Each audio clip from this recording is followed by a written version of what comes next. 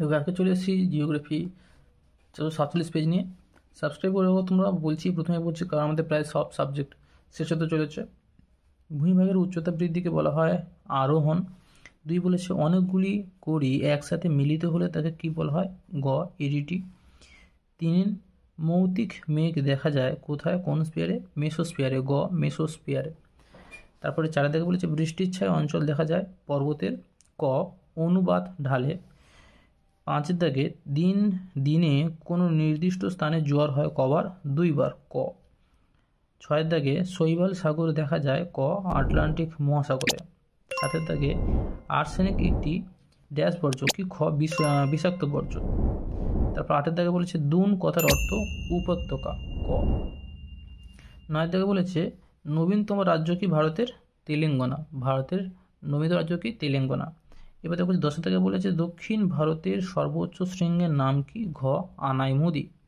11 থেকে বলেছে ভারতের কেন্দ্রীয় গম গবেষণাগারটি অবস্থিত কোথায়? ঘ পুসাতে। কোথায়? পুসাতে। 12 থেকে শিল্প দানব বলা হয়, ক পেট্রো রসায়ন শিল্পকে। এরপর আসছে 13 থেকে ভারতের বৃহত্তম খনিজ তেল শোধনাগার হলো, ক জামনগর। 14 বলেছে ইসরোর সদর দপ্তর কোথায়? ক বেঙ্গালুরুতে।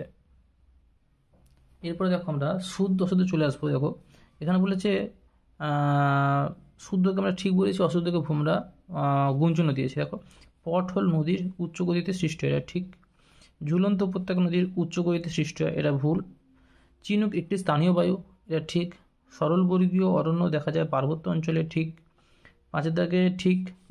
গোদাবরীকে দক্ষিণ ভারতে গঙ্গা বলা হয়। দক্ষিণ ভারতে গঙ্গা বিভিন্ন দুটো আছে, একটা ঠিক আছে, কাবেরিও আছে, গোদাবরী আছে, বিভিন্ন একটা অ্যাঙ্গেলে হয়। 6 দাগে বলেছে ইঞ্জেকশনের সিরিঞ্জ একটি চিকিৎসা বর্জ্য, ঠিক। উপগ্রহ চিত্রে ফলস কালার ব্যবহৃত হয় না, এটা ভুল। কেন ফলস কালার ব্যবহার করা হয়? 2.2.1 কি বলেছে? দেখো শূন্যস্থান পূরণ করো, ঠিক আছে। তো শূন্যস্থান পূরণ করে কি আসছে দেখো, মিয়েন্ডার্স নামটি এসেছে তুরস্কের ড্যাশ নাম থেকে। মিয়েন্ডার্স শুধু দন্তেস যোগ হবে, মিয়েন্ডার্স। 2 দাগে সমুদ্র স্রোত সৃষ্টির প্রধান কারণ হলো ড্যাশ নিয়ত বায়ু। 3 দাগে নিরক্ষীয় অঞ্চলে ড্যাশ ধরনের বৃষ্টিপাত দেখা যায়, কি ধরনের? পরিচলন ধরনের বৃষ্টিপাত দেখা যায়। 4 দাগে উষ্ণ ও শীতল স্রোতের প্রভাবে ড্যাশ সৃষ্টি হয়, মগ্ন চড়া সৃষ্টি হয়, কি সৃষ্টি হয়? মগ্ন চড়া সৃষ্টি হয়। 5 দাগে হ্রদের তলদেশ ভরাট হওয়াকে কি বলা হয়? ভার্ব। কি বলা হয়? ভার্ব। ভূতাপ শক্তি একটি ড্যাশ শক্তির উদাহরণ, অপ্রচলিত শক্তির উদাহরণ। কি শক্তির উদাহরণ? অপ্রচলিত শক্তির উদাহরণ। 7 থেকে বলেছে ভারতের জনসংখ্যা 382 জন প্রতি বর্গ কিলোমিটারে, এটা ড্যাশ ছিল, আমি বসিয়ে দিয়েছি 382 জন প্রতি বর্গ কিলোমিটারে। এরপরে দেখো আসছে একটি বা দুটি বাক্য উত্তর দাও। কি বলেছে? নদীর ষষ্ঠ ঘাতের সূত্রটি কে প্রদান করেছিলেন? হপকিন্স। হপকিন্স। ক্ষুব্ধমণ্ডল বায়ুমণ্ডলের কোন স্তরকে বলে? ট্রপোস্পিয়ার, সব থেকে নিচের স্তর ট্রপোস্পিয়ারে কে বলা হয় ক্ষুব্ধমণ্ডল। একটি শীতল স্রোতের নাম লেখো, এটা আগেও হয়েছে এই টেস্ট পেপারে, বেরিং বয়াকার রহস্য অনুসারে। পাখির পায়ের মতো দেখতে একটি বদ্বীপের নাম লেখো, মিসিসিপি মিসৌরি। এল নিনো কোন অঞ্চলে দেখা যায়? পেরু ও ইকুয়েডর। শ্বাসমূল ও ঠিসমূল কোন উদ্ভিদে দেখা যায়? লবণাম্বু দন্তনাকার ময়বয় হর্ষ, লবণাম্বু উদ্ভিদে। তরল সোনা কাকে বলা হয়? খনিজ তেলকে। আর কাউন্ট্রোলাইন এর রং কি? বাদামি। এরপরে দেখো কি বলেছে, বাম দিক ডান দিক। তোমরা জানি দুন মানে কি? প্রত্যেক জানি উপত্যকা, দুন একটি উপত্যকা। আর সিলিকন মানে ভ্যালি হচ্ছে বেঙ্গালুরু। তাহলে সিলিকন ভ্যালি যদি বেঙ্গালুরু হয়, দুন হচ্ছে উপত্যকা হয়ে গেলে 1-3 হয়ে গেলে কয়লা লোহা আছে।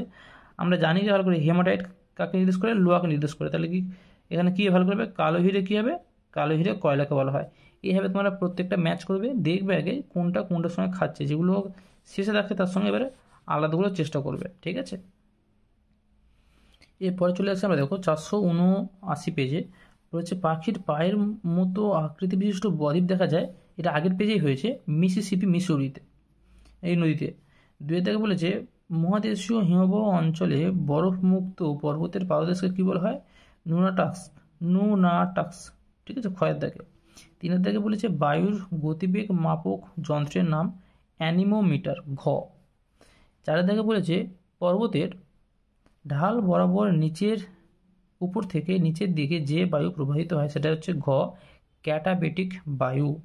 পাঁচের দাগে বলেছে পর্তুগালের পাশ দিয়ে প্রবাহিত শীতল সমুদ্র স্রোত হলো গ ক্যানারি স্রোত। ছয়ের দাগে পৃথিবীর গুরুত্বপূর্ণ মৎস্য আহরণ কেন্দ্রগুলি উন্নতি লাভ করেছে গ উষ্ণ ও শীতল সমুদ্র স্রোত। ঠিক আছে। সাতের দাগে একটি জৈব ভঙ্গুর বর্জ্যের উদাহরণ হলো কি গ ধানের খোসা। আর সাতপুরা হলো একটি ড্যাশ পর্বত স্তূপ। নয়ের দাগে একটি পশ্চিম বাহিনীর নদী হলো ঘ নর্মদা। দশের দাগে ভারতের অরণ্য গবেষণা কেন্দ্রটি অবস্থিত ঘ দেরাদুনে। 11 দাগে একটি তন্তুজ ফসলের উদাহরণ হলো গ তুলা। 12 দাগে আধুনিক যোগাযোগ ব্যবস্থার একটি পদ্ধতি হলো, এখানে উপরে সব কটিবে কেন, মোবাইল ফোন হবে, ইন্টারনেট হবে, রিমোট সেন্সিং সব করেই হবে, আধুনিক যোগাযোগ ব্যবস্থার একটি পদ্ধতি। 13 দাগে ভারতের সর্বাধিক জনঘনত্বপূর্ণ রাজ্যটি হলো বিহার। 14 দাগে লাস্ট এমসিকিউ, ডিগ্রি সিটের RF হলো 1:10 লাখ।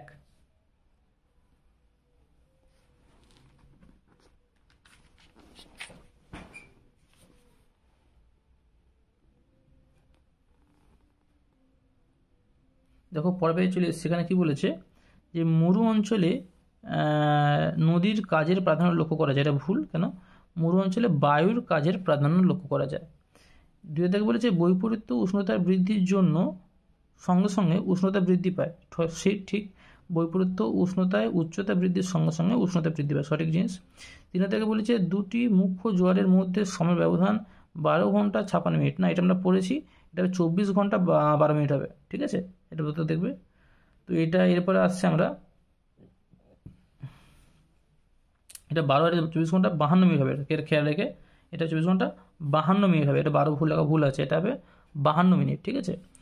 তো 4 থেকে বলেছে শীতল সমুদ্র স্রোত মেরু অঞ্চলে উৎপত্তি লাভ করে, এটা সঠিক। 5 থেকে বলেছে ধান চাষের জন্য কৃষ্ণ মৃত্তিকা আদর্শ, এটা ভুল। কেন, আমরা জানি পলি বা পলিযুক্ত দোআঁশ মৃত্তিকা আদর্শ হয়। 6 থেকে বলেছে গুজরাটের প্রধান শিল্প হলো লৌহ ইস্পাত শিল্প, এটা ভুল। তার কারণ হচ্ছে কি বিভিন্ন রকম ওদের সিমেন্ট শিল্প ওদের প্রধান শিল্প হতে পারে, বিভিন্ন কিছু যেগুলো কাপড় হয় সেই ধরনের শিল্পগুলি ওদের ওখানে ম্যাক্সিমাম বেশি হয় আর কি শিল্পগুলো। টোপো মানচিত্রে বিভিন্ন ভৌগোলিক বিষয়সমূহ নানা সংকেত দ্বারা বোঝানো হয়, এটা সঠিক। এরপর আমরা চলে যাব, দেখো বলেছে শূন্যস্থান পূরণ করো। পাশাপাশি অবস্থিত দুটি নদী উপত্যকাকে যে উচ্চভূমি পৃথক করে তাকে কী বলা হয়, জলবিভাজিকা। কী বলা হয়, জলবিভাজিকা। পৃথিবীর ড্যাশ শক্তি গৌণ জোয়ার সৃষ্টির কারণ, কেন্দ্রাতিক। 3 থেকে ঘূর্ণবাত ড্যাশ নিম্নচাপযুক্ত অঞ্চলে সৃষ্টি হয়, নিম্নচাপযুক্ত অঞ্চলে। ড্যাশ চাপযুক্ত, এটা হবে নিম্নচাপযুক্ত অঞ্চলে সৃষ্টি হয়। ড্যাশ একটি গ্রিন হাউস গ্যাসের উদাহরণ, CO2 carbon die oxide. Shivasamudram জলপ্রপাত কোন নদীতে অবস্থিত, কাবেরী নদীতে অবস্থিত। 6 থেকে বলেছে কানপুর ড্যাশ শহরকে উত্তর ভারতের ম্যানচেস্টার বলা হয়, এটা কি হবে, কানপুর শহরকে উত্তর ভারতের ম্যানচেস্টার বলা হয়। মোট জনসংখ্যা এবং মোট আয়তনের অনুপাতকে কী বলা হয়, মানুষ জমি অনুপাত। এখন শেষের দিকে চলে এসেছি, একটি বা দুটি শব্দ উত্তর দেওয়া কী বলেছে, রাজস্থানের চলমান বালিয়াড়িগুলি কী নামে পরিচিত, ধ্রিয়ান, এটা আগেও হয়েছে টেস্ট পেপারে। কোন অঞ্চলটি আন্তঃক্রান্তীয় অবিস্তৃত অঞ্চল নামে পরিচিত, নিরক্ষীয় অঞ্চল। 3 থেকে বলেছে পৃথিবীর বৃহত্তম মগ্ন চরাটির নাম গ্র্যান্ড ব্যাংক, এটা এই টেস্ট পেপারে বহুবার হয়েছে, গ্র্যান্ড ব্যাংক। ভারতের একটি বৃষ্টিচ্ছায় অঞ্চলের নাম শিলং, তালবের শহর শিলং। এরপর বলছে ভারতের শুল্কমুক্ত বন্দরটির নাম কান্ডালা, এটাও আগে হয়েছে, কান্ডালা। 6 থেকে ভারতের কোন রাজ্যে বনভূমির পরিমাণ সবথেকে বেশি, মধ্যপ্রদেশ। প্লাস্টিক কোন জাতীয় বর্জ্যের উদাহরণ, জৈব অভঙ্গুর, যেটা নষ্ট হয় না সহজে, জৈব অভঙ্গুর। 8 থেকে বলেছে ইসরো প্রেরিত একটি কৃত্রিম উপগ্রহের নাম আর্যভট্ট। এরপরে বাম দিক আর ডান দিক চেক করব। সিলিকন ভ্যালি বলা হয় বেঙ্গালুরুকে। তাপ বিদ্যুৎ কেন্দ্রের ছাই কী আসছে, শিল্প বর্জ্য। চা, বাগেজা শস্য এবং রেল ইঞ্জিন নির্মাণ শিল্প হচ্ছে চিত্তরঞ্জনে। তোমরা সাবস্ক্রাইব করে রাখো, বেল বাটন ক্লিক করে রাখো, যাতে পরে ভিডিও দেখতে পারো। আমাদের সমস্ত প্রশ্ন প্রায় শেষের মুখে হয়ে এসছে, তোমরা দেখতে পাচ্ছ সামনে তোমাদের প্লেলিস্ট উঠে আছে, তোমরা প্লেলিস্ট চেক করো, প্লেলিস্ট দেখে সমস্ত প্রশ্ন উত্তর তোমরা দাগ দিয়ে নাও, অবশ্যই বন্ধুদের সাথে শেয়ার করো। দেখা হচ্ছে পরের ভিডিওতে।